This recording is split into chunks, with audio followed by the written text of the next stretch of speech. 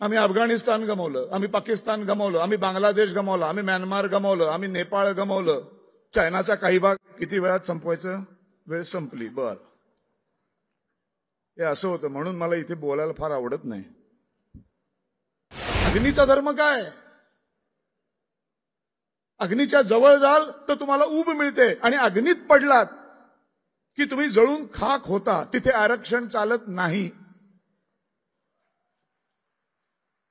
म्हणजे पोंक्षे ओपन कॅटेगरीतला ब्राह्मण पडला म्हणून अख्खा जळला, आणि ओबीसी किंवा ज्यांना 10-20% आरक्षण आहे थांबतो. संपली वेळ. छत्रपती शिवाजी महाराज की जय.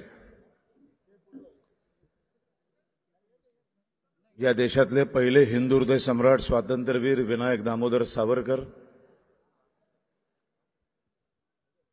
आणि दुसरे हिंदू हृदय सम्राट शिवसेना प्रमुख बाळासाहेब ठाकरे. बरोबर 58 वर्ष झाली. 58 वर्षांपूर्वी शिवसेना नावाच्या संघटनेची स्थापना झाली.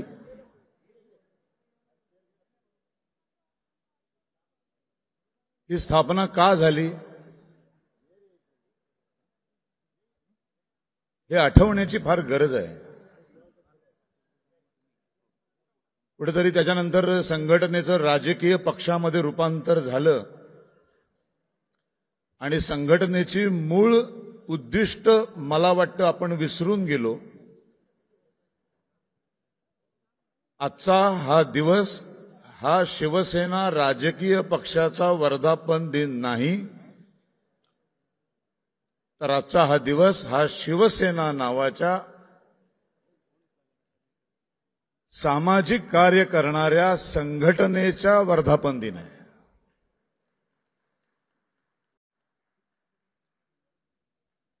आणि जोपर्यंत आपण सत्तेमध्ये येत नाही तोपर्यंत परिवर्तन करू शकणार नाही. म्हणून पहिल्यांदा बाळासाहेबांनी ठाण्याची निवडणूक लढवली, आणि तिथून संघटनेचं राजकीय पक्षात रूपांतर झालं.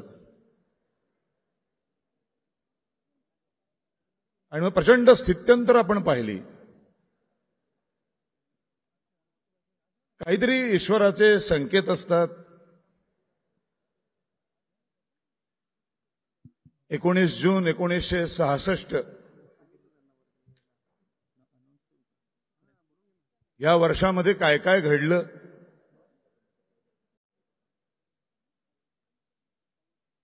या हिंदुस्थानातला पहिला हिंदू हृदय सम्राट स्वातंत्र्यवीर सावरकर यांचं 26 फेब्रुवारी 1966 निधन झालं. अत्यंत दुःखद निधन झालं.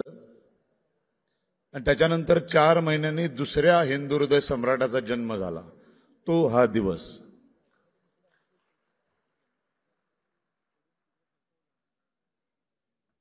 आज आणखीन एक फार महत्वाचा दिवस आहे. तिथीनुसार छत्रपती संभाजी महाराजांची आज जयंती आहे.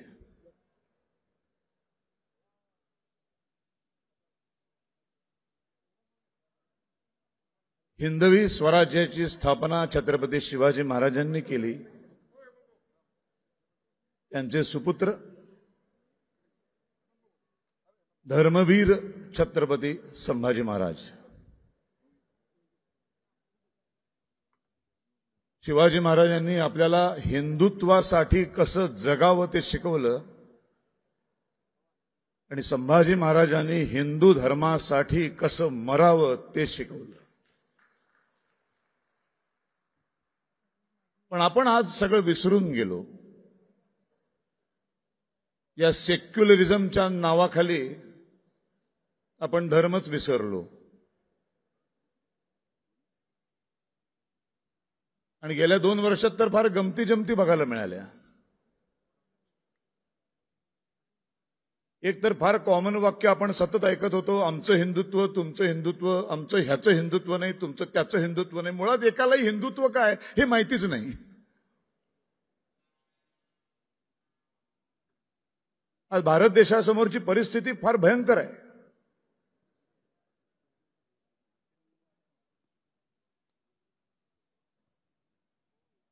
एक अख्खा देश आपण एका इस्लामच्या धर्माखाली देऊन टाकलाय. आपल्या घराचा एक तुकडा, आपल्या भूमीचा तुकडा, भारत मातेच्या शरीराचा एक तुकडा 47ला आपण एका इस्लामिक धर्माला दान करून टाकला. पण उरलेलं राष्ट्र मात्र हिंदू राष्ट्र होऊ शकलं नाही. त्याच्यामध्ये सेक्युलरिझम घुसवला गेला. मुळात सेक्युलरिझम काय हे कुठल्याही राजकीय पक्षाला माहित नाही. फार कमी राजकीय नेते असतील ज्यांना सेक्युलरिझमचा खरा अर्थ माहित असेल. हिंदुत्व आणि सेक्युलरिझम हा कधी वेगळा काढताच येणार नाही. पण मुळात आम्हाला धर्म माहित नाही. धर्म कशाला म्हणतात हे जर आधी कळलं तर मग हिंदू धर्म काय, मग मुसलमान धर्म काय, मग ख्रिस्ती धर्म काय हे कळायला लागेल ना. आधी धर्म या शब्दाची व्याख्या तर कळली पाहिजे. हिंदू या अक्षरांमध्येच सेक्युलरिझम दडलेला आहे. त्यामुळे मी हिंदुत्ववादी आहे म्हणजेच मी सेक्युलर आहे हे मला वेगळं सांगायची, पटवून द्यायची गरज नाही. पण मुळात आपल्याला धर्म या शब्दाचा अर्थच माहित नाही. इंग्रजी भाषेचं असं डोक्यावर भूत आहे आमच्या की धर्माला शब्द इंग्लिशमध्ये काय काय शब्द आहे धर्माला काय म्हणतात? रिलिजन. नाही, माझं इंग्लिश कच्चं आहे आणि याचा मला अभिमान आहे.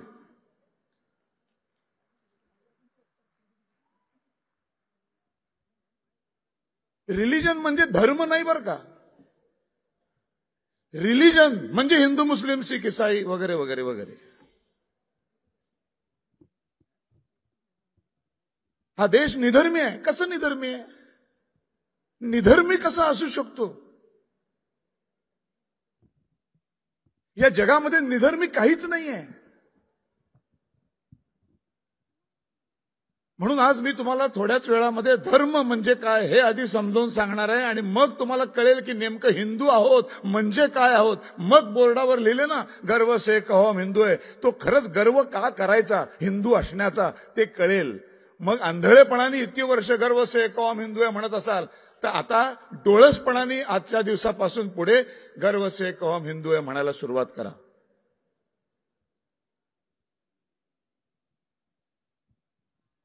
आपण वाचत नाही, आपण इतिहासामध्ये कधी डोकावून बघत नाही.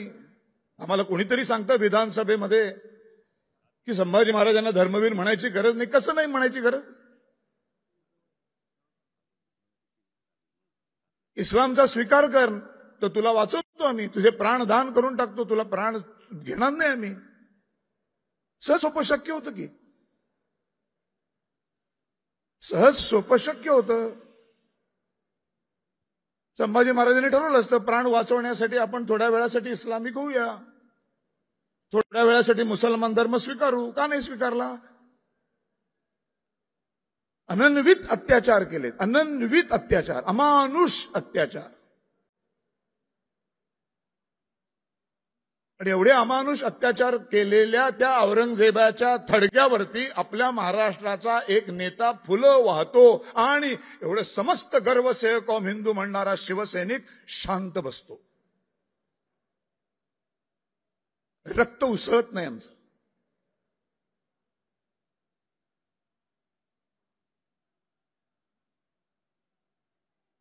विचार करा मित्रांनो, आज हीच वेळ आहे बरं का. 24च्या निवडणुकांनी भयंकर मोठं असं भीषण असं एक भविष्यातलं वास्तवाचं चित्र आम्हाला दाखवलंय.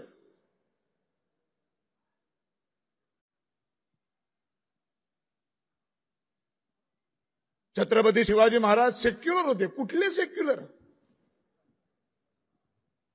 हिंदवी स्वराज्याची स्थापना करायसाठी धडपडत होता माणूस.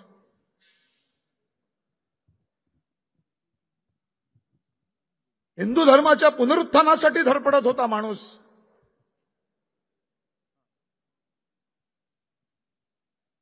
हे घर वापसी हे आता भाजपनी नाही सुरू केलंय. हे RSSनी नाही सुरू केलंय, हे घर वापसी छत्रपती शिवाजी महाराजांनी सुरू केलंय. इस्लाममध्ये गेलेल्या अनेक हिंदूंना परत आपल्या धर्मामध्ये विधिवत घेण्याचं प्रचंड मोठं काम हे छत्रपती शिवाजी महाराजांनी सुरू केलंय. आम्ही इतिहास वाचत नाही. सावरकरांचं एक फार छान वाक्य आहे, जे इतिहास विसरतात त्यांचा भूगोल बिघडतो.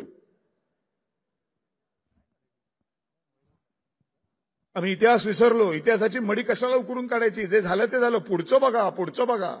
त्या पुढच्या बघण्याच्या नादामध्ये आम्ही काय काय गमावलं. आम्ही अफगाणिस्तान गमावलं, आम्ही पाकिस्तान गमावलं, आम्ही बांगलादेश गमावलं, आम्ही म्यानमार गमावलं, आम्ही नेपाळ गमावलं. चायनाचा काही भाग किती वेळात संपवायचं?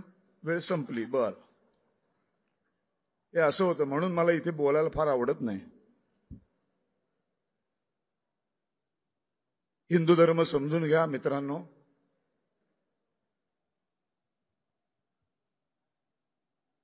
माझ्या नंतर जे बोलणार आहेत, थोडासा वेळ आहे का? मी एवढं तरी पूर्ण करतो. कारण काय ना, हा विषय ना असा 5 मिनिटात शुभेच्छा द्यायला मला इंटरेस्ट नाहीये. तर तुमच्या सगळ्यांची जर अनुमती असेल तर मी बोलू ना. धन्यवाद. जास्त नाही बोलणार, फार वेळ नाही घेणार.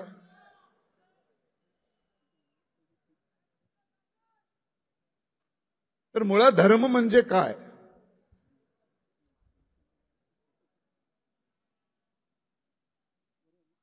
धर्म म्हणजे गुणधर्म. या भूतलावरती जेव्हा सजीव सृष्टी निर्माण झाली, त्या सजीव सृष्टीला ज्या ईश्वराने, ज्या विधात्याने जन्माला घातलं, दगडापासून, नदी नाल्यांपासून, पशु पक्ष्यांपासून, माणसापासून, वनस्पतींपासून, वृक्षापासून, ज्याला ज्या ज्या वस्तूला पृथ्वीवरती जन्माला घातलं, त्या प्रत्येक वस्तूला जन्मजात एक गुणधर्म बहाल केलाय. आणि त्या गुणधर्माचं 100% पालन करणं हा त्या वस्तूचा, त्या सजीव पदार्थाचा गुणधर्माचं पालन करणं हा धर्म आहे. या भूतलावरती दगड सुद्धा निधर्मी नाही. दगडाला एक धर्म आहे. काय धर्म आहे? तुम्हाला आश्चर्य वाटेल, दगडाला काय धर्म आहे? काय सांगतो हा?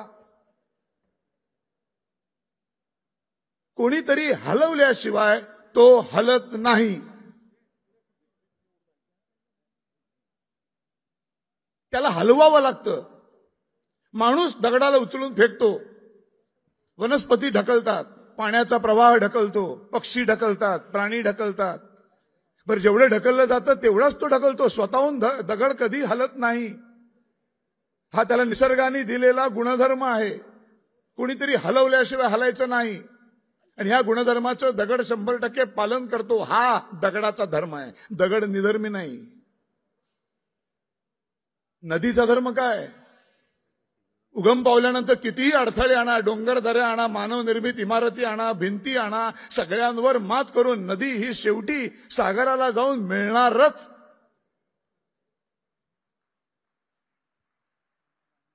आपण हिंदुस्थानातल्या कुठल्याही नदीकडे बघून ही हिंदू नदी, आणि अफगाणिस्तान आणि दुबई मधल्या नदीकडे बघून ही मुस्लिम नदी, आणि अमेरिकेतल्या नदीकडे बघून ही ख्रिस्ती नदी असं म्हणत नाही. नदी ही नदी असते.